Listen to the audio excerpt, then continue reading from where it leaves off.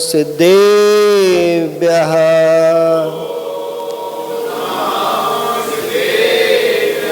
नमः श्री वर्धमानाय निर्दूतकलिलात्मने शालोकानां त्रिलोकानां यद्विद्यादर्पणाय ते। नमो अरिहन्ताणं नमो सिद्धाणं नमो आयर्याणं नमो अज्ञायाणं नमो लोये सब्बसाहुणम्। पुनः सिद्ध परमेष्टि भगवान की 1008 श्री आदिनाथ भगवान की 1008 श्री चंदाप्रभु भगवान की 1008 श्री पार्श्वनाथ भगवान की 1008 श्री महावीर स्वामी की परम पूज्य आचार्य भगवान विशुद्ध सागर महामुनिराज की द्वादशांग जनवाणी माता की।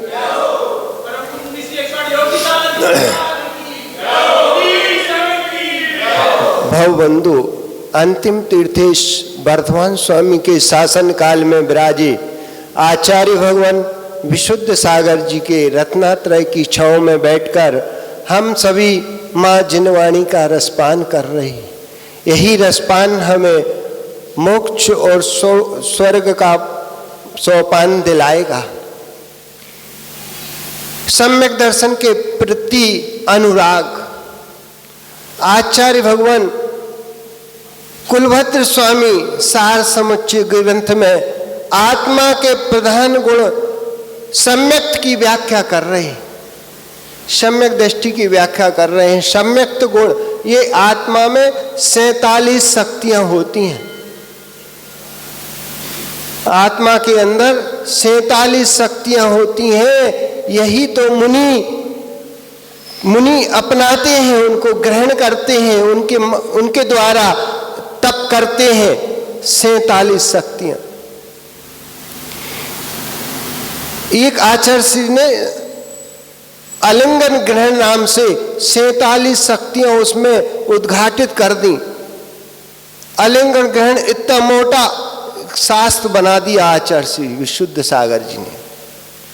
उसके अंदर मुनिचर्या और श्रावकचर्या क्या होती है और आत्मा में 47 शक्तियां कौन सी शक्ति क्या काम करती है, वो सारी शक्तियां आचार्य जी ने उसमें समाहित कर दी। और आप कह रहे हो केस लॉन्च, तो ये जब तक तप नहीं करोगे तब तक आत्मा कुंदन नहीं हो सकती, शुद्ध नहीं हो सकती। ये तप में रखा है।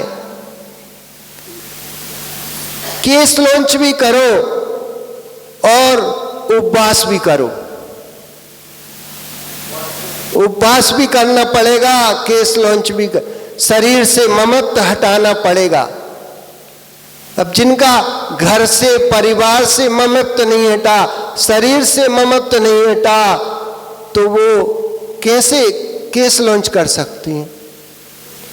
ये गुरु जब हम कभी आचार्य श्री से कभी नहीं पूछा कि आचार्य श्री हम क्या करें, हम कैसे आए, हमें दीक्षा लेना है, घर कैसे छोड़े, कभी नहीं पूछा। हम जानते थे, उनके प्रवचन सुनते सुनते सारी संख्याओं के समाधान हो जाते थे कि तुम कितने गहरे पानी में हो। यदि बैरागी हो गए तो घर में नहीं रह सकोगे और रागी हो गए तो संग में नहीं रह सकोगे। ये आचार्य श्री का मेन सूत्र है, उनसे कोई बात करने की जरूरत नहीं। यदि बैरागी होता तो घर में रह ही नहीं सकता, कभी न कभी कितना राग सताएगा, लेकिन एक दिन तो घर छूट ही जाएगा। यदि मन में है तो, और नहीं है तो हमें तो वो ही अच्छे। सम्यक दर्शन के प्रति अनुरागी परम नरक वासोपि सम्यक्त्वेन समायोत नातु सम्यक्तहीनस्य निवासो दिवि राजते। सम्यक दर्शन से विभूषित जीव का नरक वास भी अच्छा है। जो सम्यक से सहित है और नरक में है, लेकिन सम्यक जिसके पास है उसका नरक वास भी अच्छा है और जो स्वर्ग में है और सम्यक दृष्टि से च्युत है तो वो भी अच्छा नहीं है। वो जीव भले स्वर्ग में है लेकिन सम्यक दृष्टि नहीं है, सम्यक तो नहीं है उसके पास, तो वो स्वर्ग का इंद्र भी अच्छा नहीं है। अपने आप को सम्यक दृष्टि जानो और संसार सागर से हार मत मानो। सावला जी, अपने आप को सम्यक दृष्टि जानो और संसार में से हार मत मानो। ये तो संसार अनादिकाल से अनंत काल से अपन भोगते चले आ रहे हैं और क्या पता कब तक भोगेंगे। हो सकता है हमारा 7-8 भी भाव इसलिए मनुष्य होनी और जन्म कुल मिला है हमें कि हमें तो संसार को समाप्त करना है, इसलिए हार मानने की जरूरत नहीं है। मूर्तवे मोक्ष मार्गी वाग निसर्ग निसर्गम वसुना निरूपयन्ते वसुना निरूपयन्ते। सर्वार्थ सिद्धि में लिखा है, जहां वचनों का विसर्जन हो जाता है, दिगंबर मुनि का भेष मोक्ष मार्ग का उपदेश देता है, वहां बोलने की भी आवश्यकता नहीं।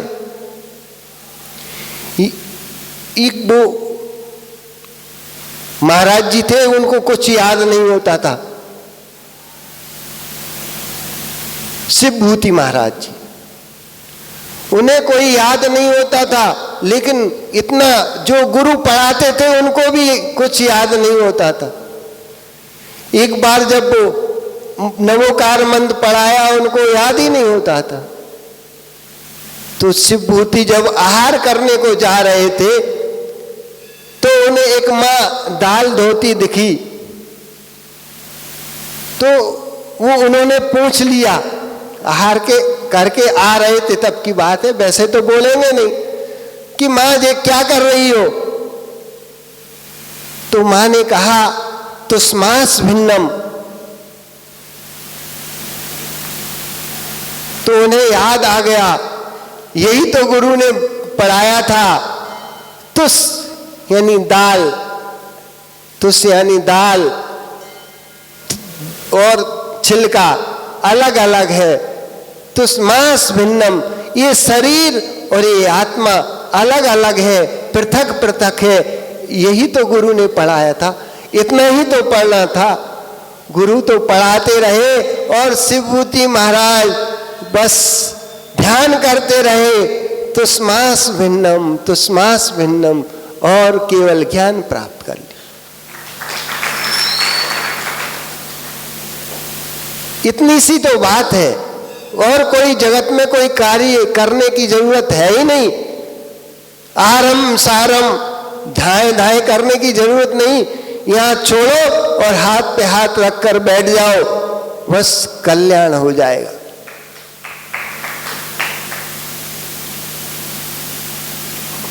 इनसे पूछने की आवश्यकता नहीं कि भैया ये कौन है, कहां जा रहे हैं, क्या भेष है। ये सब जानते हैं, ये दिगंबर मुनि है, इनकी चर्या ऐसी होती है। जो अजैन उन्हें पहले कभी नहीं देखा वो भी हाथ जोड़ लेते हैं श्रद्धा से कि ये दिगंबर तपोधन बीतरागी मुनिराज जा रहे। देख लो ये कौन है, जब तक तीर्थंकर की दिव्य ध्वनि नहीं खिरती तब तक तीर्थंकर के समोसरण में दीक्षार्थियों की संख्या भी नहीं बढ़ती। ये जिनवाणी का प्रभाव है। यदि आचार्य श्री दीक्षा लेकर मौन ले लेते तो आज इतने संघ में इतनी वृद्धि होती क्या, होती क्या। जो लोग कहते हैं कि दीक्षा लेकर मौन हो जाना चाहिए या दीक्षा नहीं, दीक्षा के बाद जिनवाणी पढ़ो और जिनवाणी सुनाओ, ये उत्तम तप है। पंचम काल में यदि कोई तप ना कर सको तो मत करो, लेकिन मुनिराज की दीक्षा हुई है तो 28 मूल गुण तो पालन करना पड़ेंगे। भले पंचम काल है, ये मूलाचार्य जी में आचार्य भगवंत ने लिख दिया है कि 28 मूल कृति कर्म, 28 कृति कर्म को तो आपको पालन करना पड़ेगा। इतनी शक्ति आपके अंदर में भी है। आप आज महाराज जी निर्वत सागर जी के केस लॉन्च चल रहे थे और हमारे कुछ भाई सचिन जैसे लोग बैठकर उनको देख रहे थे और आंखों में आंसू टपका रहे थे कि कितनी कठिन परीक्षा सहन करते हैं, लेकिन हमें आनंद आ रहा था। भले उनके केस लोन चल रहे थे, उन्हें भी आनंद आ रहा था, लेकिन तुम लोग संसारी हो, रागी हो, तुम्हारे अंदर भी इतनी शक्ति विराजमान है कि तुम उन्हें देख के आंसू बहा रहे थे। अरे तुम भी इतनी शक्ति है, तुम भी अपने हाथ से केस लॉन्च कर सकते हो। ये शक्ति कहां से आई? बाहर से आई क्या? बाहर से नहीं आई, ये अंदर से ही, अंदर की शक्ति है। जैसे हाथों को दोनों को ऐसे मुद्लित कर लेते हो, जोड़ लेते हो, थोड़ी देर में हाथ गरम पसीना छोड़ देते हैं। ये शक्ति का, ये गर्माहट कहां से आई? ये तुम्हारे अंदर है गर्माहट।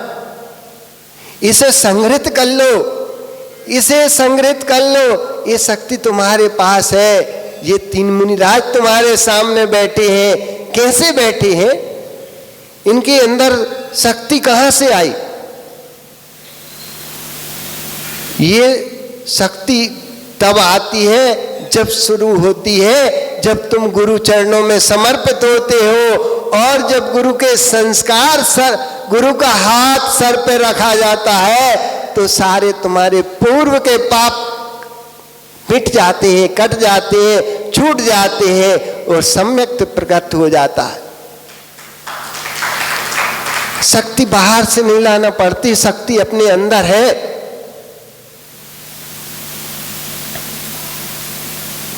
और आचार्य की वाणी इतनी मधुर है कि जो सुन लेता है लाइन लग जाती है। फिर नहीं देखता कि ठंडी लगेगी कि सर्दी लगेगी। किसी किसी को तो एक एक शिष्य नहीं मिल रहे और जिनको इतना ज्ञान है, आचार्य से भी ज्यादा ज्ञानी इस दुनिया में आचार्य है, मुनिराज है, लेकिन आचार्य श्री का भाग इतना प्रबल है कि एक अक्षर भी पढ़ाते हैं तो ऐसे लगता है कि यार यही तो सही है और सब बेकार है। इसलिए छोटे छोटे, आज देखो कितने छोटे छोटे मुनिराज बने बैठे हैं। इनकी 17-18 साल उम्र है और शीत की 22 परीक्षा सहन करने के लिए तैयार।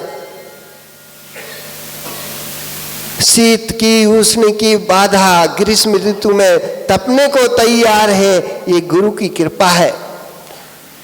आप शास्त्र कितने ही पढ़ लो, कितने ही ज्ञानी हो बन जाओ, लेकिन बिना गुरु के ज्ञान नहीं पा सकते। कितनी ही डिग्री आपके पास है तो आप वे सब बेकार है।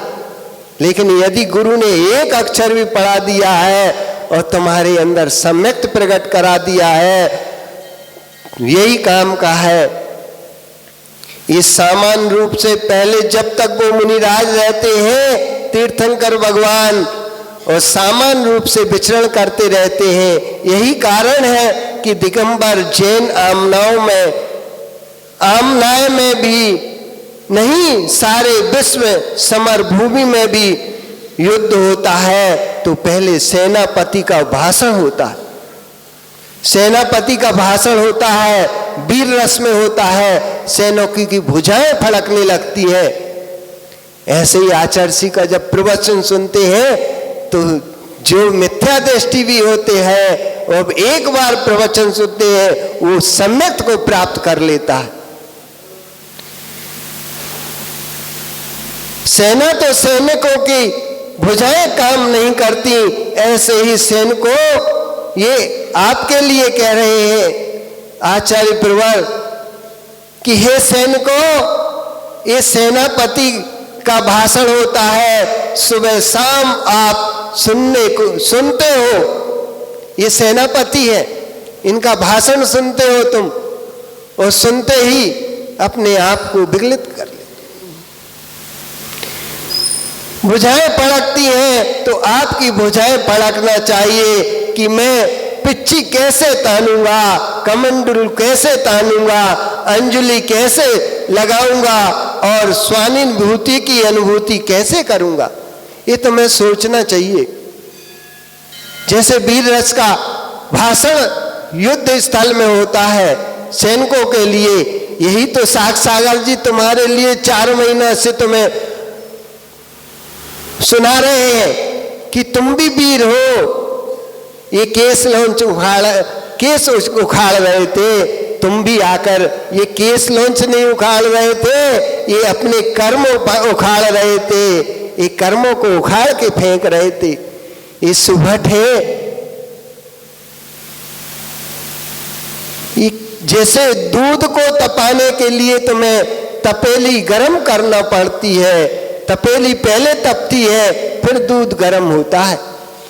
आजकल कहो तुम नहीं महाराज अब तो ये बात झूठी हो गई, अब तो तपेली नहीं तपती, अब तो सीधा दूध गर्म होता है। ये आविष्कार हो गए, लेकिन ये आविष्कार मोक्ष मार्ग में नहीं चलेगा कि हम गद्दी पे बैठे बैठे कपड़े पहने पहने हम आत्मा को सिद्धालय में भेज देंगे। ये नहीं चलेगा। भले तुम्हारे यंत्र ऐसे तैयार हो गए कि तुम्हारा बर्तन गर्म नहीं होगा, दूध गर्म हो जाएगा, लेकिन यहाँ तो तुम्हें बर्तन पहले शरीर को तपाना पड़ेगा, जब आत्मा को तप स्वर्णमय बना पाओगे। बिना शरीर के तपाए कोई आत्मा मोक्ष को प्राप्त नहीं कर सकती।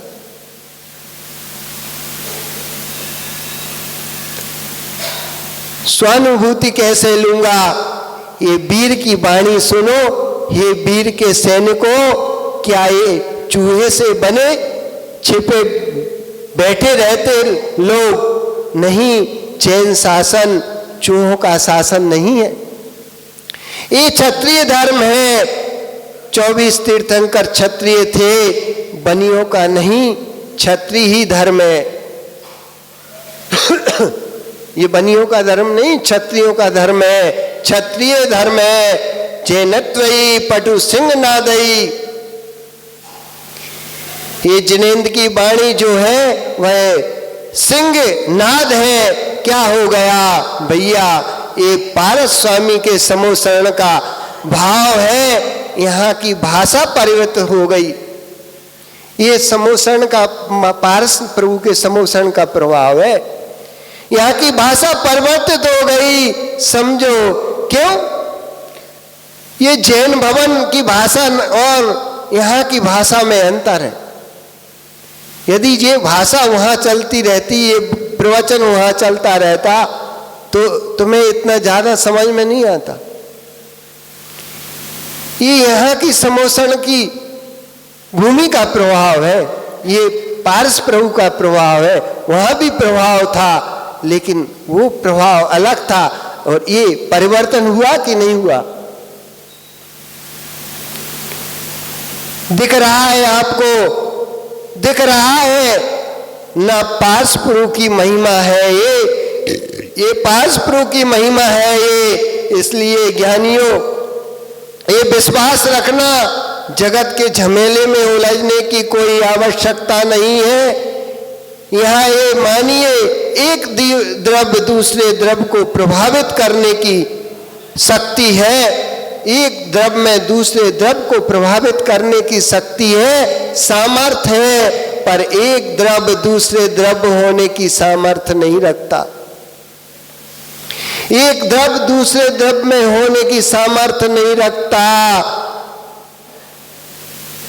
आप रोटी खाते हो तो पेट भरता है, संतुष्टि मिलती है, वो भोजन, वो पानी सब भीतर तेरे पेट में पहुंच गया, संतुष्टि भी दिला दी, संतुष्टि भी दिला दी, आनंद भी दिला दिया।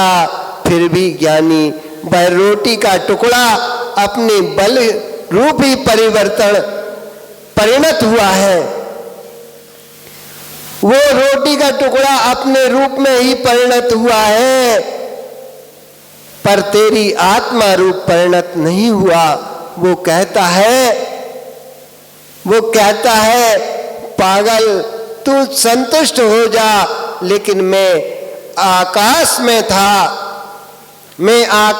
था, पेट आकाश में पहुंच गया और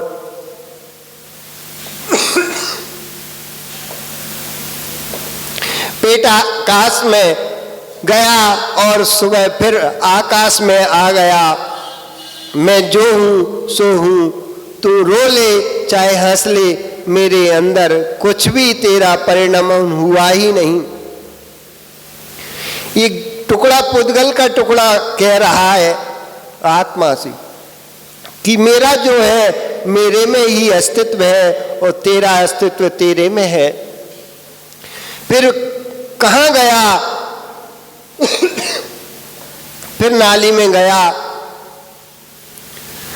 मेरा परिणाम तेरा परिणाम तेरे में हुआ, मेरा परिणाम मेरे में हुआ। वस्तु के परिणाम को बदल पाओगे क्या? फिर कहाँ गया? फिर नाली में गया, फिर नदी में गया, फिर पाइपलाइन से आकर तेरे नल में आ गया, फिर तेरे गिलास में आ गया, फिर पेट में गया, फिर गया, फिर गया, फिर आ गया, फिर गया, फिर आ गया। यही तो चल रहा है। नया क्या है? नया कुछ भी नहीं, नया कुछ भी नहीं। एक दिन और भी बताया था जी, आचार्य जी ने लिखा था कि तुमने जो खाया, सुबह गया खेत में गया और फिर खेत में अनाज के साथ वही रस बन गया, वही गेहूं का दाना बन गया और वही पिसकर तुम्हारी थाली में आ गया। नया क्या है?